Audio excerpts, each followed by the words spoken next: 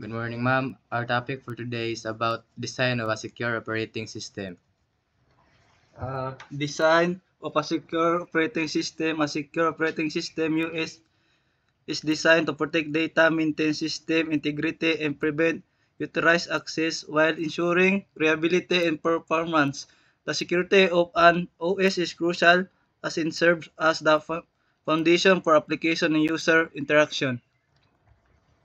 Ah, Introduction to Secure OS. Protecting data. Secure OS protects data from hacker unauthorized access.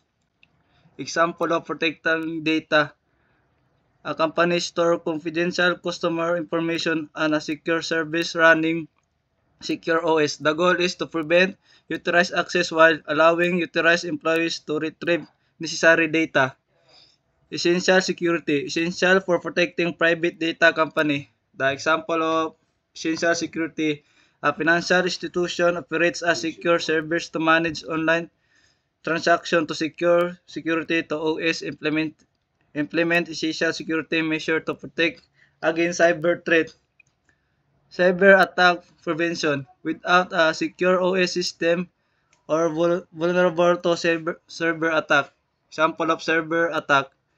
A corporation use a secure operating system to protect sensitive business data from ransomware attack. Ransomware encrypt a victim files and demand a ransom for description. To prevent this, the secure OS implement multiple layers of protection. Key principles of secure OS. Access control. Decides who can view or modify files, making sure only authorized users have permissions. An example for that is only your friends can see your private photos, not strangers. And the second is encryption. Transforms data into a code so only authorized people can read it. An example for that is your messages are locked with a code so only the person you send it can read it. And the third is user authentication. Verifies that the right person is logging in using password or other methods. An example for that is you enter your password to prove you're the real owner of your account. More security measures. Intrusion detection. Monitors for strange activity and stop hackers from getting in. An example is a security system that alerts you, you if someone tries to hack into your online bank account. And the second is secure booting. Make sure only trusted software start up when the computer powers on. An example is when you turn on your computer, it only loads trusted programs preventing malicious software from starting. And lastly is frequent updates. Regularly fixing problems and strengthen security by updating software. An example is your phone updates its apps regularly to fix bugs and protect against new security threats. Next is real-world application. Governance is referred to how societies are managed through laws and service, while defense involves protecting the nation from internal and external threat. Second one is bank. In banking, financial institution facilitate transactions, savings, and loans, contributing to economic stability. And the third one is hospital. Hospital provide healthcare service treating injuries and illness, and play a key role in public health. All these sectors aim to ensure safety and stability and well-being for individuals and communities. Case study, Cubes OS. First one is program isolation. Program isolation, run each program in its isolated space. Second one is virus containment. If one program is infected, it won't spread. Then the last one is high security, used by government agencies and a security expert.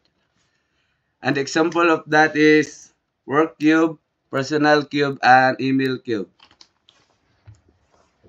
Challenges and solutions. First, cyber threats. Hacker finds new ways to attack system. Second, high cost setting up security system can be expensive. And lastly, user mistake. Users ignore security rules. Example scenario of this is, imagine you run an online store where people buy and sell products. You have website where users enter personal information like credit card details and passwords. Cyber threats example is a hacker sends fake emails to customers pretending to be from your store to steal their login details. And the call for this is phishing attacks. Second, high cost. Example for this is to protect customer data, you need to buy firewalls, antivirus software, and hire security experts. Users' mistakes. Example for this is a customer uses 123456 as a password, making it easy for a hacker to break into their account. Solution for this is essential security. Use a security operating system OS to prevent attacks. Example for this is using a well-protected service to regular security updates. Second, strong protection, use encryption, access control, and threat detection.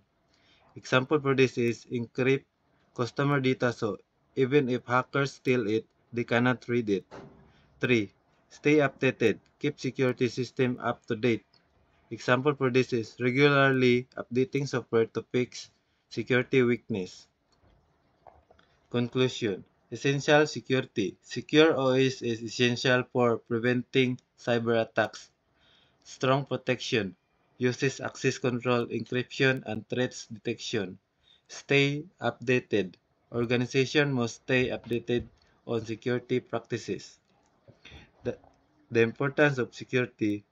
A security operating system prevents cyber attacks and protect data. Strong protection include access control, encryption, and threat detection. Regularly update keep system safe from new threats. Security is key to protecting data and the digital system. And that's our report. Thank you.